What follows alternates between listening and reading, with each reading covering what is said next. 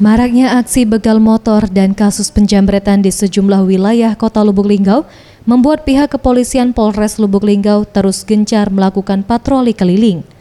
Hal ini mengingat kasus begal motor merupakan salah satu prioritas Polres Lubuk Linggau dalam menekan aksi kejahatan pencurian dengan tindak kekerasan atau curas. Di mana pihak Satuan Reskrim Polres Lubuk Linggau kembali mengungkap pelaku begal berinisial IR yang biasa beroperasi di wilayah Kota Lubuk Linggau yang cukup meresahkan warga. Pelaku begal motor ini ditangkap saat tengah melakukan aksi penjambretan di saat Satuan Reskrim sedang melakukan patroli keliling.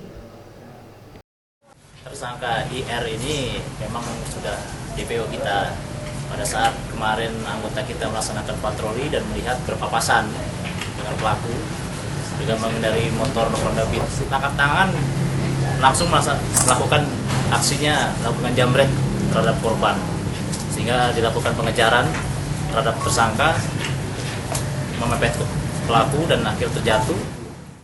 Sementara itu, menurut keterangan pelaku IR, aksi begal motor ini dilakukannya sudah berulang kali, yakni di 12 tempat, di mana motor hasil begal ini dijualnya di daerah Palak Curup, Kabupaten Rejang Lebong, Bengkulu, untuk digunakan membeli narkoba.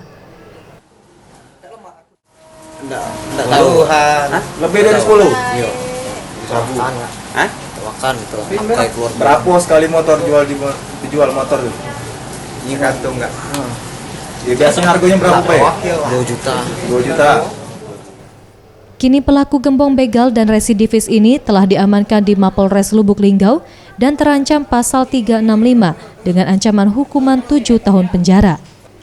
Ferry Setiawan, Sriwijaya TV.